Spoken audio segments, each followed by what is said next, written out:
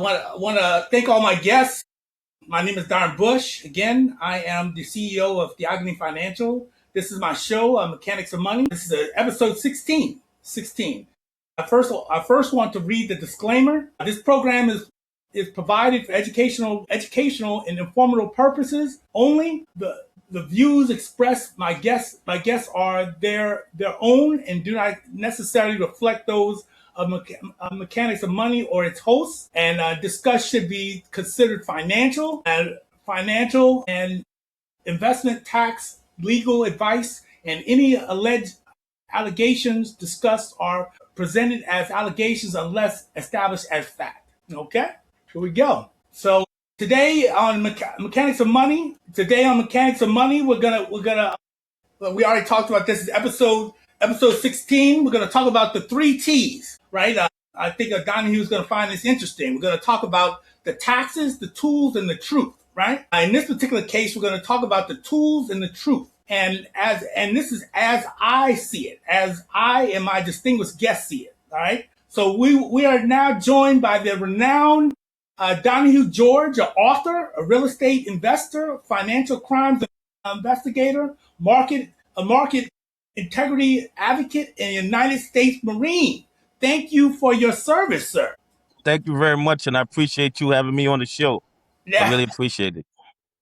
So his experience has given him a unique perspective on the intersection of Wall Street, financial crimes, market structure, investment protection, accountability. Our conversation will explore some of the most controversial issues facing today's financial market, from market manipulation, dark pools, payment for order flow, and the challenges of confronting retail investors. Okay, Donnahue, welcome to Mechanics of Money. Would you like to begin?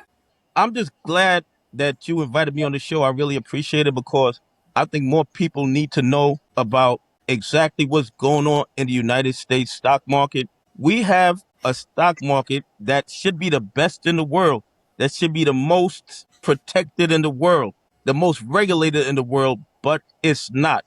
There are a lot of rules in place, but the rules are not enforced if the bad actors are the 1%ers. They tend to be able to do whatever they want in our stock markets, in our financial markets, with no real repercussions. And once in a while, when the SEC holds them accountable, the fine that they receive is only a small percentage of what they made from the questionable activity, and sometimes even criminal activity. I think that's interesting. Let's kind of pivot off that, right? Because with that, what we know about you is, which is quite interesting. That's one of the reasons why I wanted to interview you, is that you are kind of a David and Goliath type situation, you know. I mean, you're kind of a one-man band, you know. So I every time I watch your podcast, and I'm saying this man is literally. I mean, you might have a staff with you. I'm probably speaking very naive, right? Yeah, but maybe not. But I see that you're suing the hedge funds, the SEC, FINRA, and DTCC. Is that correct? Yes, I'm actually in court right now. I had a case that was before the Supreme Court, but the Supreme Court chose not to give it. They didn't want to hear the case. Not they didn't want to hear it. The thing is, in the Supreme Court of the United States of America, they get about maybe 5,000 cases a session, and they only hear about 1%. So when you put a case before the Supreme Court, you have a 1% chance of the Supreme Court hearing it. And it doesn't mean that your case is incorrect or that you were incorrect on the law or you were incorrect on the facts. It means that the Supreme Court docket, there's so much demand for it that sometimes even good cases that they need to hear, they don't hear.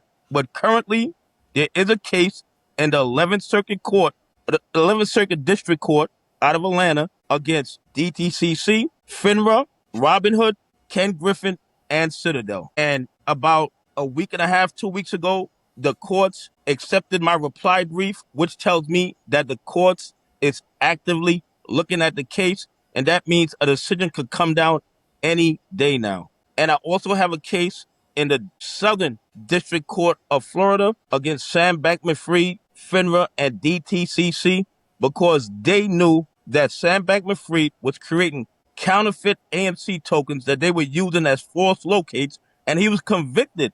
He was convicted in federal court for manipulating the markets, and somehow everybody's being made whole except for AMC shareholders, which I believe is unconscionable. And the SEC, the DOJ, the FBI is silent on that. That's interesting, yo. I wanted to also go into something that you said on your podcast that kind of stood out at me. You talked about you said that the hedge funds you filed the case 2 years ago, right? Is this correct? You filed it 2 years ago, maybe even longer. Huh? Was it 5 years? Longer. No, one of the cases is almost was 2021. We in 2026. So, Yes. but wait, but this is the interesting part. You said that so here we are, 5 years or 2 years after the fact, and you're pointing out that how unusual it is that once you got to the motion of discovery, that they filed the motion to dismiss and it was approved. So you're saying how unusual that happens in court, yeah? It's not unusual. It's unprecedented. It's not unusual. It's unprecedented. There are clear and concise timing rules in federal court when it comes to filing motions. And you cannot file a motion to dismiss when discovery has already been implemented by the court. And there are mandatory federal rules 6B and 12B that says you cannot do that. But somehow, because it was Ken Griffin, Citadel, FINRA, DTCC, Robinhood, the judge ignored mandatory federal rules and allowed the motion to dismiss to be heard when he should have kicked it out the minute they filed it and told them that it was too late to file that motion. The courts ordered discovery, they ordered mediation, which means I would get a chance to depose Ken Griffin, depose the head of the DTCC, depose the head of Robinhood, depose the head of FINRA. I would get my hands on the blue sheets, get my hand on the trading information or electronic information, and in order to avoid me getting discovery, they filed this motion to dismiss 2 years after it could be legally allowed according to federal mandatory regulations, and the court just ignored the regulations and allowed the motion to be heard, and then voted against me. That's amazing. That's amazing. That's one of the reasons why the case is still alive in the 11th Circuit Court. Because I'm telling the 11th Circuit Court that either these rules are discretionary or they're mandatory. In every other district court, they're mandatory rules. Yes. And they're mandatory rules that are supposed to be applied evenly, regardless of who the plaintiff is, regardless of who the defendant is. Yes. But for some reason, when these defendants are large financial institutions, mandatory rules all of a sudden become discretionary. And that's a major problem. Yes. It's interesting. It's interesting that kind of jumped out at me. I couldn't believe, that happened, So, the laws need to be applied unilaterally, all the way across, Exactly.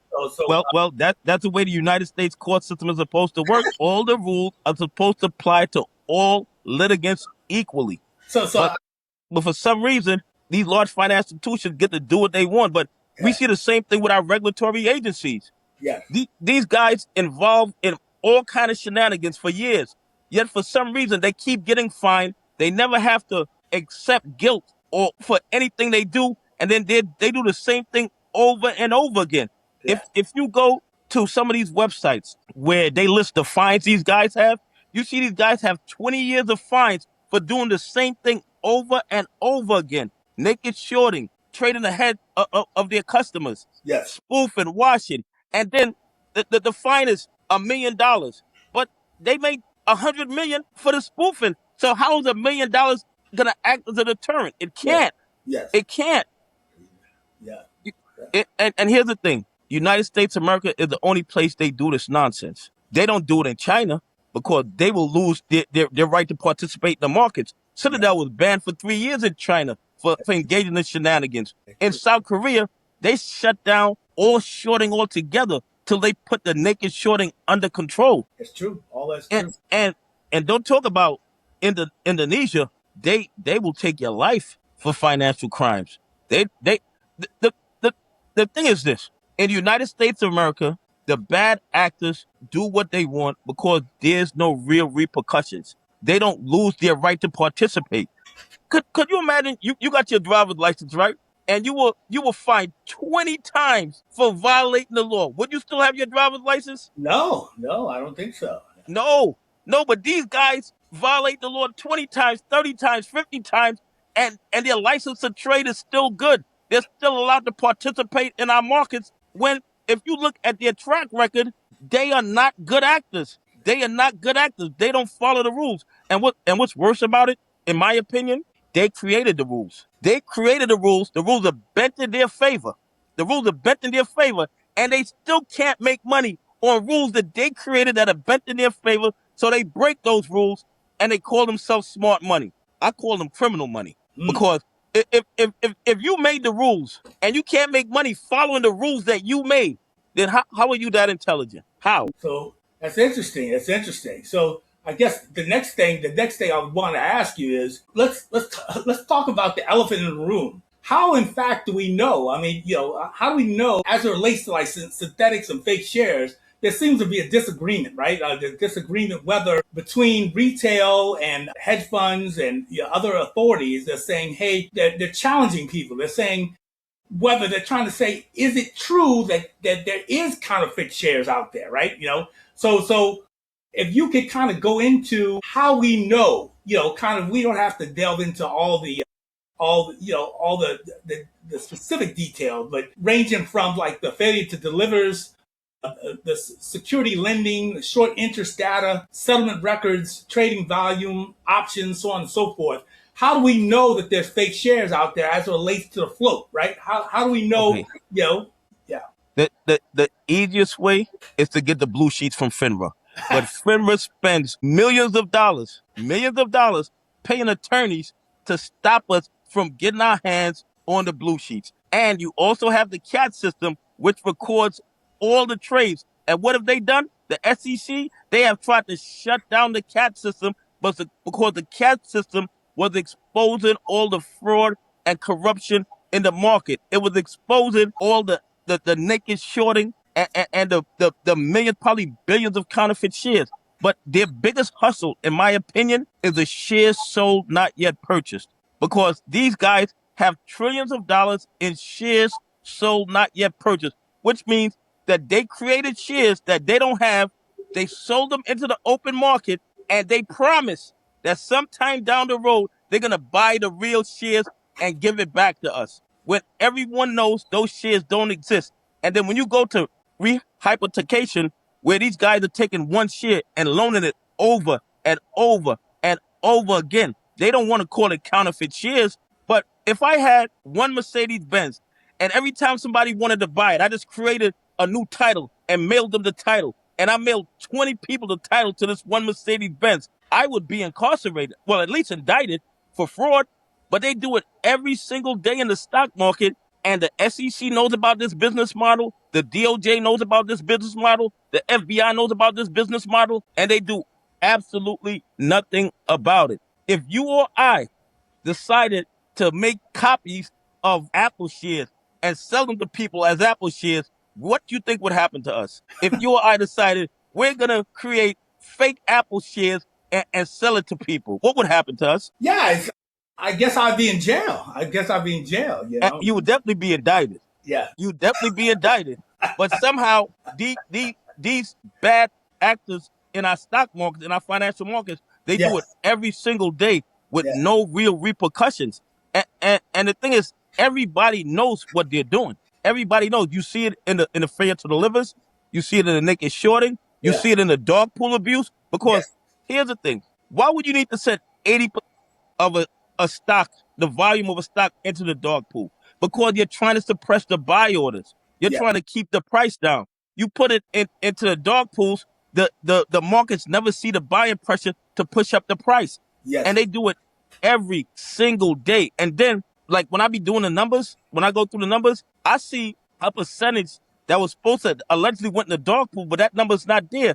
So you be seeing millions of shares that somehow moved in the volume that you don't know where it went or where it originated. And if we had access to the CAT information, the consolidated audit trail, we would be able to get that information to see who bought or who sold those shares and where they got them from. But Yes. they know that is their smoking gun. So they keep pressure on the SEC not to let that information get out to the public. And that's why, and this is just my opinion, why I believe they are putting pressure not to pass the Clarity Act.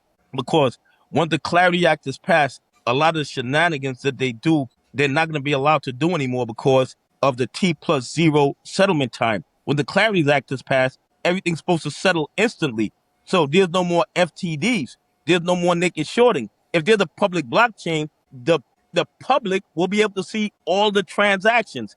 And then a lot of the stuff that goes on in the dark, that dark pool abuse that they do, it kind of goes out the window. Unless, of course, they allow the market makers and the prime brokers to have their own internal blockchain. And I believe that that's why the Clarity Act went from 300 pages to 600 pages. So they could put loopholes in there that we won't read until it's too late. Now, I didn't read it. I don't know for sure if that's there, but why would they go from 300 pages to 600 pages? From it left the House of Representatives at 300 pages. It's in the Senate. They can't get it passed, but they added another 300 pages to it. What kind of language did they put in there? That wasn't good enough. It was good enough for the House, but wasn't good enough for the Senate. It's usually loopholes. It's usually loopholes that they hope we don't catch. Yeah, I mean, you're touching upon some very interesting subject matter. There's two things I want to expound on what you were saying. For one, Michael Burry brought up an interesting point. He actually did something. He demonstrated something.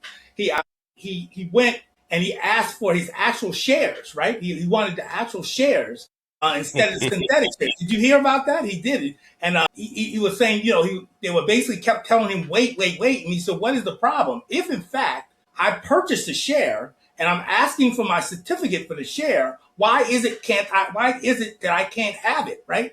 So it took them, I think, about a month and a half to about 2 months for him to actually get those certificates, which they probably ultimately purchased off somebody else to give to him. So they robbed Peter to pay Paul, So Exactly. and then I think that the second instance is, and you talk about corruption where people actually get arrested. There's an old story. I don't know if you're familiar with this. It's an old transaction that took place, and the gentleman's name is James Jett. Are you familiar with this gentleman?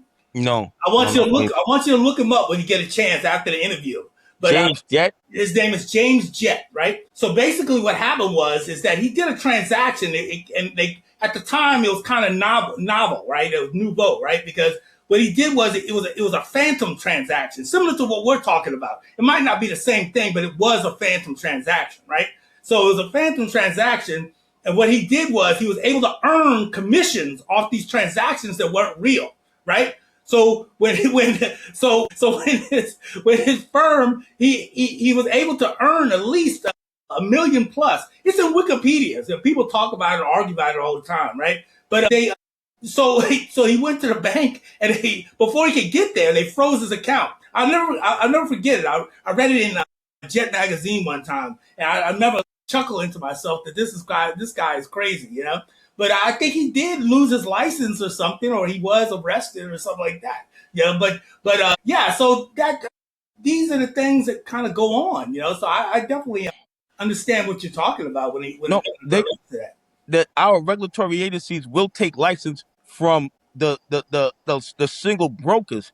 They will punish those guys because you think, and I don't know the story about this James Jett guy, but do you think he could have made all those trades without a supervisor being aware of it? He wasn't the only one making money off those ghost trades. Okay, they have a supervisory protocol in place. They Yes. have a supervisory protocol in place. If he's a broker at the bottom of the totem pole, he can't make all those trades without some kind of oversight. Right. Everybody was making money off of it, so they all looked the other way. They all practiced willful blindness. And Right. then when he finally got caught, they threw him under the bus and he lost his license. But all the supervisors, all the people who were in charge of signing off on these trades, they're all good. Yeah. They're all good. And that's the other problem. What happens is this. You have these bad actors on Wall Street, and you have people in the SEC, people in the DOJ, people in the FBI. they work for the government, and their job is to protect retail investors, protect the market, protect the laws of the United States of America. And that is what they sworn oath to. But on the other end, these same people, these same government workers, what is their long-term or short-term goal? To get one of those cushy 7-figure private industry Wall Street jobs. So if they go hard after Wall Street, if they're very aggressive going after crimes on Wall Street, do you think they'll be considered for those cushy jobs? Of course not. Nobody's going to go hard on their potential future employer. And that's another one of the reasons why these bad actors can do what they want when they want with no repercussions, because our regulators are afraid to go hard on them. They're always quick to make a deal to let them pay a fine without admitting guilt. So therefore, they can keep their license and do the same thing over and over and over again. Okay, like with Bernie Madoff, the SEC knew about Madoff for years. They had multiple people file complaints about what he was doing. They sent evidence that what he was doing was mathematically impossible, and the SEC ignored it. The only reason Madoff was, I won't even say brought to justice, because I personally don't believe he did all that on his own. There's no way he could accomplish all that all by himself. He had co-conspirators, but he just fell on the sword because the people he might have gave up, it might have got ugly for him. But the bottom line is this: his sons turned him in. Yes. His sons turned him in. Yes. If his sons hadn't turned him in, he'd be hanging out with Ken Griffin right now, doing what they do. I think we'll go over one more subject matter, and then I'll give you the floor and I'll let you close. Let's hear about the MMTLP, the issue with that lawsuit. Let's hear what your feelings about the MMTLP. I find it quite interesting. Just as an overview, can you explain to my viewers why MMTLP was not allowed to squeeze? Can you explain it to me? The bad actors were manipulating MMTLP stock, and FINRA was fully aware of it. It was put on their radar, and they did absolutely nothing about it. The SEC knew, the DOJ knew, the FBI knew, and they allowed it to happen. Then, when it was about to squeeze, FINRA delisted it. FINRA looked out for their homies, their buddies on Wall Street, and delisted it. And now evidence is coming out in the bankruptcy court that they were spoofing it. Like 90% of the trading days, they were manipulating MMTLP, and FINRA was fully aware of it. And then what FINRA did was, when they sued FINRA to get the blue sheets, FINRA spent about $2.3 million, according to estimates, $2.3 million paying attorneys to stop the plaintiffs from getting their hands on the trading history of MMTLP. Now, if FINRA didn't know that the blue sheets contained evidence of manipulation that they had to be aware of, why wouldn't they just turn it over? I mean, if the evidence says that you weren't culpable, that you weren't involved, why didn't you just turn over the evidence? Why would you spend over $2 million in attorneys fighting, turning over evidence that proved you were innocent? If the evidence proved that you were innocent, the blue sheets proved that FINRA had no idea what was going on, why did they fight to turn it over? If you're accusing me of a crime, and the evidence that proves I'm innocent is in my hands, I'm not going to pay an attorney to stop me from giving you the evidence that proves my innocence. I'm going to run into court and say, Your Honor, here's the proof. Here's the blue sheets. It is, right? Okay? And the thing is this. I am so glad of what's going on with MMTLP in bankruptcy court right now, because they are exposing all the manipulation, all the spoofing, all the washing, and they are showing that FINRA was culpable in covering up this. Well, I think it's a major financial crime, and FINRA was aware of it before it went down, and they helped the bad actors by delisting MMTLP before it squeezed, because they knew the money wasn't there. They knew that they had created probably billions of counterfeit MMTLP shares, and even our senators knew. That's why when it went to Capitol Hill, everybody kept giving back their time, because they didn't want to discuss it, because in my opinion, the evidence of the fraud and corruption in MMTLP is overwhelming, and it's being exposed right now in bankruptcy court in that lawsuit. And you know what it might do? It might force the SEC and the DOJ and the FBI to hold some bad actors accountable, because once all this evidence is exposed in a court of law, they can't Yes. claim it doesn't exist anymore Yes. I think. because it's in a judicial setting. Yeah, I think I don't want to speak out of turn. I know there was several senators that were involved in that questioning of the hedge fund managers and the CEOs. And the thing is that I for some reason I got in my mind that Maxine Waters was part of that. Is that true? Is she one of the people that was Yeah, asking? yeah. Yeah. She was on the committee. And She so was on so Maxine so Waters was on the committee. Yes. so I think, and I'm probably gonna get dinged on this like that, but I think I'm gonna get a shirt, with Maxine Waters a picture on it and say "reclaiming my time," because she doesn't play around, man. The CEOs were the squirming in the seats, and she was basically saying, "Hey, how did this happen? How could something like this happen? I don't understand. Whether it be the MMTLP or whether it be the Robinhood or with the things." AMC, GME. It happened because they know the regulatory agencies are going to practice willful blindness. They know the SEC is going to practice willful blindness. They know the DOJ is going to practice willful blindness. They know FBI is going to practice willful blindness. They depend on that. That is Yes, part of their business plan yes, for our regulatory agencies and law enforcement agencies to ignore what they're doing. And the yes, thing is this, and this is just my opinion. You yes, have a lot of CEOs, a lot of boards of great American companies. And what are they doing? They're trying to build up their company. They're trying to increase shareholder value. They're trying to manage the company. They're not worrying about people naked shorting their stock. That's not on their radar because yes, they're busy running the company. They expect the SEC, the DOJ, the FBI to do their job and protect them from the bad actors. yes, But the SEC, the DOJ, and the FBI is not protecting them from the bad actors. yes, Okay.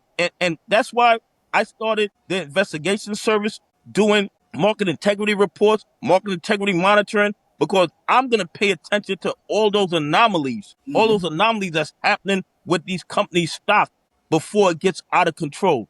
yes, Because when they attack companies, they don't do it all at once. They do a little bit every day. So you don't really see it happening. And then by the time you start paying attention, they already destroyed you and have you under $2, and you're wondering, how did this happen? You're one, and the thing is, you have a profitable company. You're making money, but these guys, they start naked shorting you. yes, They start sending your buy orders to the dog pool. You see the FTDs getting out of control, the uh, short interest getting out of control, and then they use their buddies in mainstream media to start putting out negative articles about the company. Okay, and that's why Andrew Left was convicted that that for manipulating stocks, and he's just the tip of the iceberg. yes, And yes, and the yes, re, and he's not even the big dog. yes, He's a small fry who who probably didn't donate to the right politician. yes, But yes, but but the bottom line is this: you had the SEC chair talk about how naked shorting is terrible, terrible to United States stock market. He said it, his own words, years ago. Yet the minute he got into office, the minute he became the SEC chair, has never mentioned naked shorting again. Donald Trump, when they were naked shorting DJT, when he was running for president, his CEO, Nunez, was talking about naked shorting, was sending the information to the SEC, was getting all that information together. They were adamant that naked shorting was horrible. Then the minute they're in office, nobody mentions naked shorting again. It's only a problem till you're in office. Then when you're in office, it's no longer a problem. But what they do here, what they do here, they don't do in other countries. They can't do it in China. They can't do it in Japan. They right, can't do it in the European Union. They yes. can't do it in the Asian country. They can't do it in South Korea. They can't do it because the punishments are harsh. I mean, you're Not to exactly right. I mean, you look. I didn't want to interrupt you. You look. You see. I think it's China, if I'm not mistaken, with the Evergrande. Is that what's going on with Evergrande? The situation with there, with the people actually held the CEO hostage. Right? The people. This is a true no, story. because in China, in their culture, you know how in the United States we invest in stocks and things like that. A majority of people in China, their wealth is in real estate. So when Evergrande went down, they kind of bankrupt a lot of people. They threw a majority of the population under the bus because the majority of their wealth, they are taught from young to buy real estate because real estate is something that's always going to increase in value. Yes. And Evergrande turned that idea on its head. Yes. It turned that idea on its head. And Evergrande cost a lot of American companies money because they were using the Evergrande bonds as collateral Yes. for their margin requirements here. That's right. That's And right. when those bonds went to zero, woo, that caused them a lot of issues. The bottom line is this: great American companies who want to protect themselves need to see the manipulation before it gets out of control. And if they see the manipulation before it gets out of control, they can take steps to protect themselves. And that's a service that I'm offering them, to catch the anomalies early before they get out of control, before they're sitting at the cusp of bankruptcy court. Okay? The SEC knows what's going on. The DOJ knows what's going on. The FBI knows what's going on, but they claim that, oh, we didn't know, we didn't see it. But what I do, when I see those anomalies in companies that work with me, I notify the SEC right away. I notify the DOJ right away. I notify the FBI right away. So they can't claim that they weren't aware. Yes. Because that's one of their biggest defense when something major goes down. They go, we had no idea what was going on. So Yes. what are you getting paid for if these major crimes are going on and you had no idea? Yes. So you're getting paid to just sit in the office and drink coffee? So it's amazing. So I guess we'll discuss if you want the final word, or if that was your final word. We'll go ahead and No, wrap it up. Or no. My final word is this: the United States has the biggest stock market, the biggest financial markets on the planet, but our regulatory and law enforcement agencies are not doing their job. They are too controlled by the one percenters, by the bad actors on Wall Street, and that diminishes their effectiveness in protecting retail investors and in protecting our markets. And the way that what I believe needs to change is that they should not be allowed to go from federal government to private service. There has to be some kind of 3-year gap or 4-year gap in between, because until we have that, the corruption is going to continue. Just my opinion. okay. Well, what's up, Mr. George? It's been a pleasure talking to you. Again, my name is Dyron Bush. This is Donnahue George, the renowned Donnahue George, giving his opinion on the stock market. My name of my company is Theogony Financial. I'm the CEO, and I appreciate everybody watching my show. You have a nice day. You guys have a great day. God bless.